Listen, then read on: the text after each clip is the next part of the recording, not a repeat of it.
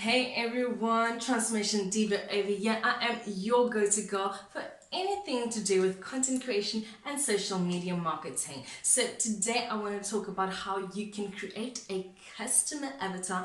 But before I get into that, if you haven't subscribed to my channel, please hit the subscribe button below.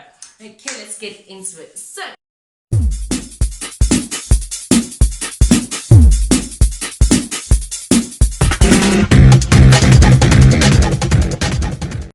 what is a customer avatar, you may be asking? A customer avatar is basically a fictional representation of your ideal customer. And so it has to be hyper realistic. And what I mean by this, it has to be very specific. So you need to know the exact age of your customer, if it's a male or female, where are they located, how much do they earn per annum, what language do they speak on like when they're at home instead of when they're at work? Do they have certain political opinions?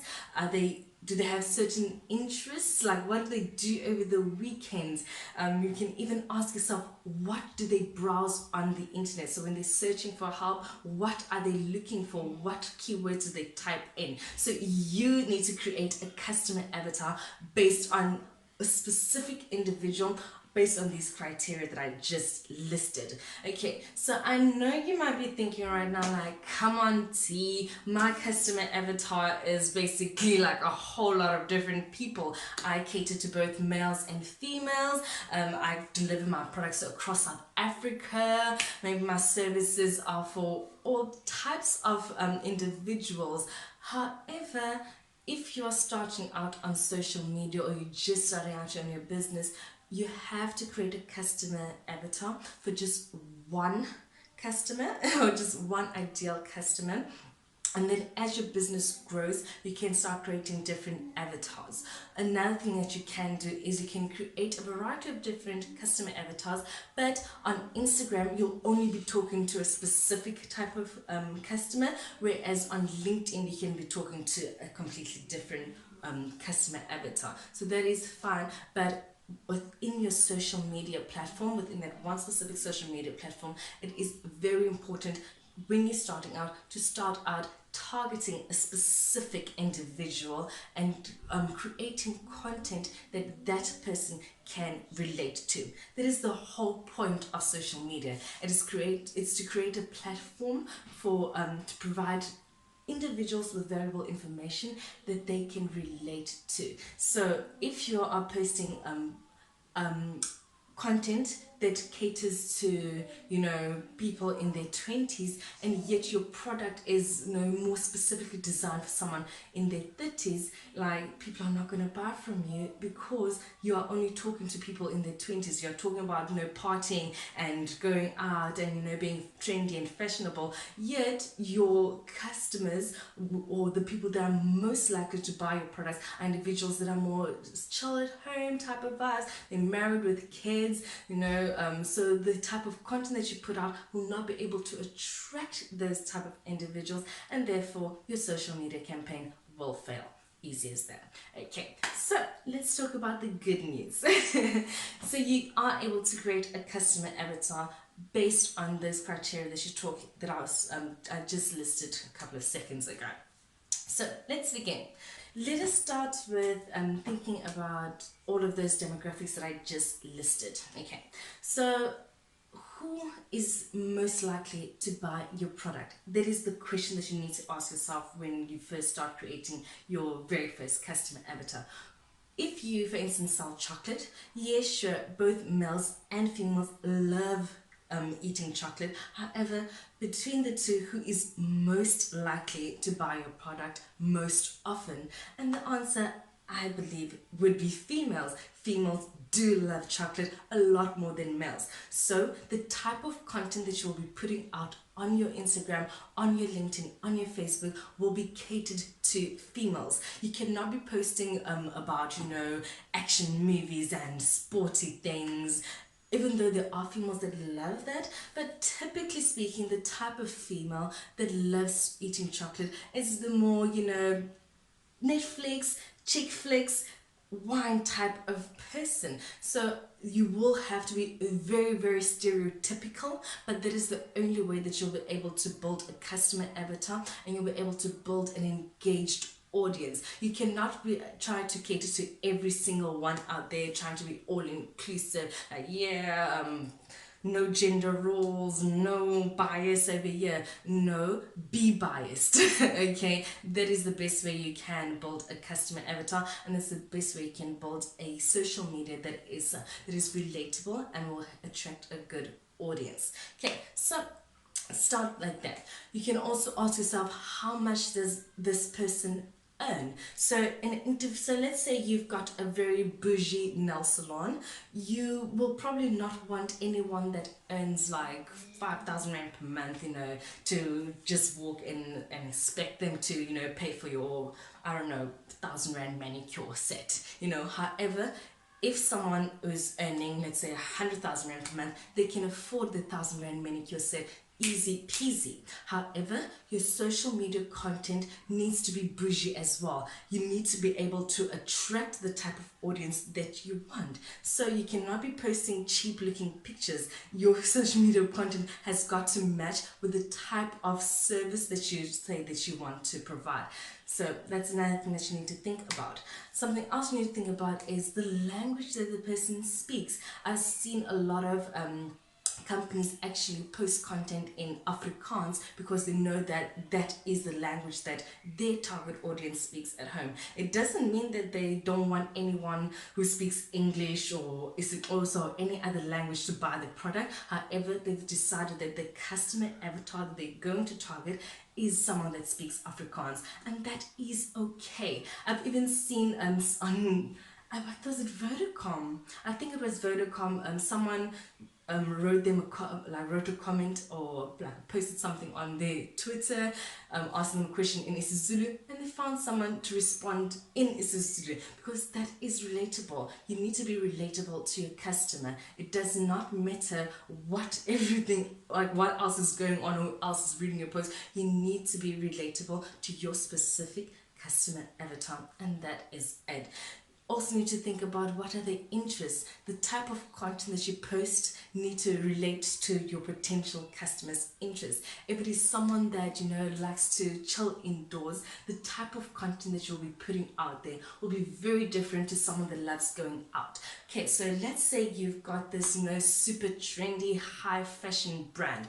The person that is most likely to buy your product is someone that loves going out, that loves to be seen, that loves to take pictures, whereas someone that sits at home every weekend will most likely not be that interested in buying a trendy outfit, because at the end of the day they are not going to be taking pictures in those trendy outfits. So you need to have all of those ideas in mind. You need to start imagining exactly the type of person that you want to sell to, and you need to pick one at a time, or you need to focus on one for a specific platform and then a different type of avatar for another platform. That is literally the best way that you will succeed on social media. So I made the mistake when I started out.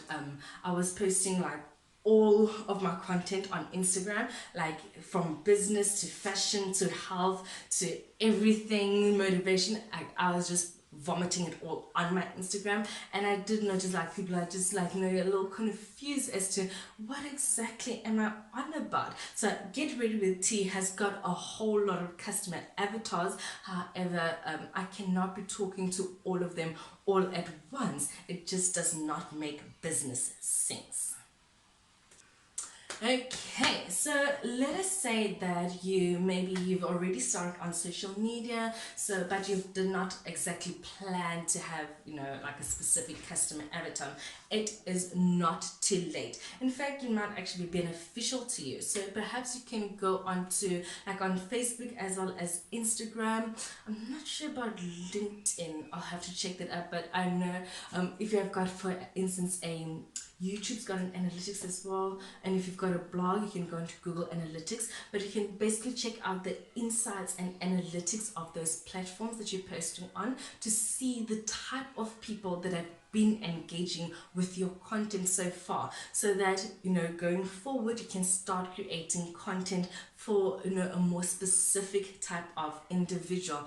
You might lose on some so you might lose some followers. However, the good news is you'll potentially gain a lot more followers, and perhaps a lot more a more engaged following, instead of someone that just is just there, just look, or perhaps they don't even see your content because they can't even relate to it that well.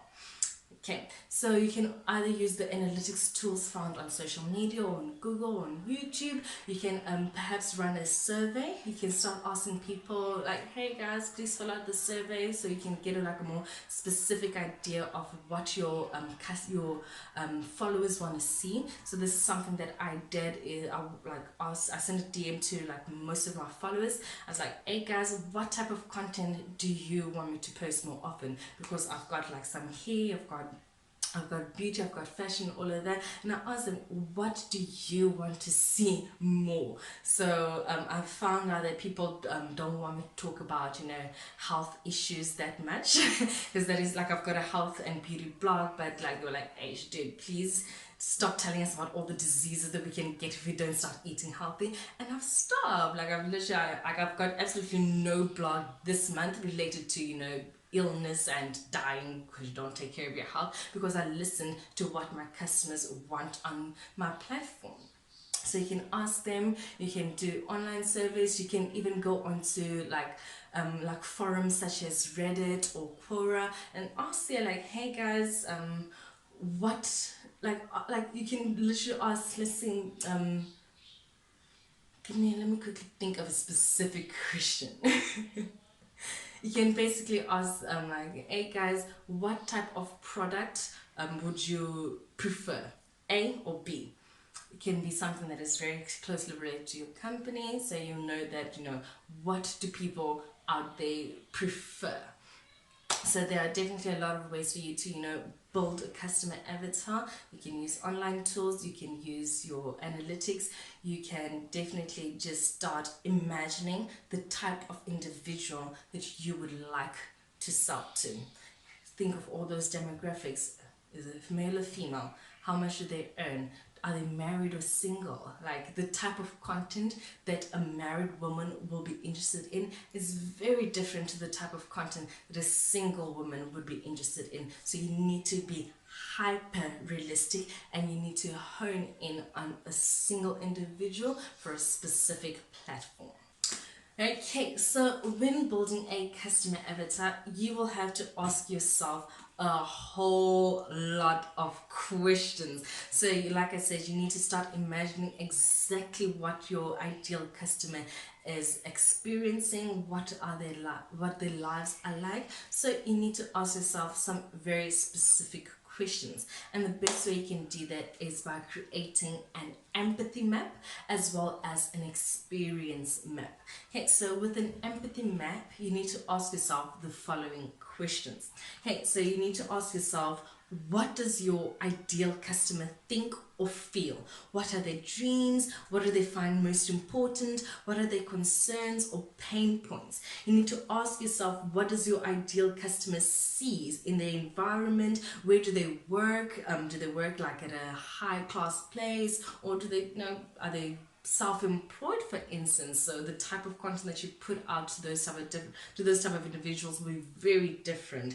What do they do on their leisure time? Are they at the beach and on the weekends? Do they watch still at home, and perhaps they've got a swimming pool in the backyard, so that's what they prefer? You need to understand, or you need to know what your ideal customer says and does. So what are their hobbies? What do they like to do on the weekends? Do they like watching a specific type of movie? Are they perhaps interested in magazines and stuff? So you need to know all of that. You also need to ask yourself, what does your ideal customer hear when they're speaking to their friends, their family, their co-workers, or perhaps their partners if they're in a relationship? So like I said, you need to be asking yourself all these type of questions in order to get a good understanding of your customer, and especially to build a very specific individual to be your customer avatar. Okay, and then with regards to the experience map, you need to ask yourself, or you need to figure out like how you get your customers through 5 steps. And those steps is the awareness stage, the consideration stage, the purchase stage, the retention stage, as well as customer advocacy. Okay, so with regards to the awareness stage, you need to ask yourself, how do your customers find you or your brand or your product? Like, do they search for it online? Are they going to walk into your store? How do they become aware of you? How do they get to know your brand and product best? And how can you help them become aware of your brand or product, or perhaps your store? You need to ask yourself, what content can you create in order for you to attract them and to make them more aware of your business? And then for the consideration stage, you need to ask yourself, perhaps, can you create an email marketing plan? Because during the consideration stage, this is where people start like considering or thinking about buying your product. So having an email marketing list, or maybe a WhatsApp community group that can help individuals through this consideration stage, because this, like, basically they're already kind of interested in buying, but they just need a little more from you than simply like the awareness of your product and business. So over here you might have to start thinking about having a very good inbound sales process. I might create a video on inbound sales in the future. Please remind me if I forget. But yeah, okay, so then you also need to ask yourself, like, after they made their purchase, like, what type of content are you going to provide them with? Like, are you just going to like leave them hanging now that they've already purchased your product, or are you going to create how to use your product videos and blogs? Are you going to show them how they can make the most out of your services? What type of content will you be putting out after they've made that purchase, after they've actually started using your service? Okay, and then you can also ask yourself retention. So through the retention stage, you need to ask yourself, like, how can you get your buyers to come back again and again and again? So once again, you need to be putting out content that gets them interested, that gets them excited to buy your product again and again. Because hey, if you're just going like, if let's say your product is good, but you don't really follow up on them that much, chances are they'll probably move on to the next person. It's like, hey, there's someone that is more engaging in their content than the previous person. So you have to continuously engage your audience even after they've made that purchase, because hey, they can cancel your service at any time, they can stop buying your product at any time. So if you are not first in mind every time they make a purchase, that's a problem. Like, I don't know how many times like I've switched up brands. Like, if I go to a shop and like I see a specific, let's say honey, I'll just take whichever one is in front of me, probably the one that's like better priced, or it doesn't sale or something, and I don't even really pay much attention to the brand or the logo. However, if one of those companies are marketing to me like constantly, chances are I might just start buying that brand specifically, even if like another brand is cheaper. So it's just something you've got to think about. Okay, and then the advocacy phase. So this is when people or your customers start telling others about your product. Okay, so this can only happen, first of all, if your product is really that good, and secondly, it can happen if you encourage your customers to start telling others about it. I know like Faithful to Nature, they've got this little they've got like an affiliate marketing program, but they also have a like they've got this point system. So every time you like leave a review, they give you points, and then you can use those points in the future to make purchases. So that's a great way. So you're basically advocating for the brand, and at the same time you're getting something in return. So that is just something that else that you can think about. So yeah, that was the experience map. Alright, so let's say you already, you've been through the whole customer avatar process, you've been selling your products, or maybe you've never even had a customer avatar, but you've been selling products to, like a whole lot of people. Maybe this is the best time to start creating a negative customer avatar. So negative customer avatar is basically the type of person you no longer want to be selling to, you no longer want to attract, you no longer want to, market to. So these can be people that, for instance, take too long to close. So if, for instance, you are, targeting a specific audience, or let's say you've been targeting a lot of audiences, however you find that males take longer to make the purchase than females, you can stop selling to males and start focusing all your energy and all of your social media content to females, because you can see that they are more likely to buy your product. If, for instance, you've got let's say you have this, I don't know, a sports brand, and you find that individuals that are currently not exercising, like they just take too long to make a purchase, you can stop advertising to those type of individuals. You can stop creating content around why it is important to exercise, and start focusing all of your energy, all of your content attention to individuals that are interested in in exercising, in taking care of their bodies, and focus all of your energy on that. And so the individuals that don't really like exercising right now are a negative customer avatar. So you can start thinking of people that leave negative reviews all the time. So there's a specific type of individual that's forever leaving negative reviews on your products or your service. You can stop selling to those type of individuals, because clearly they are a negative customer avatar.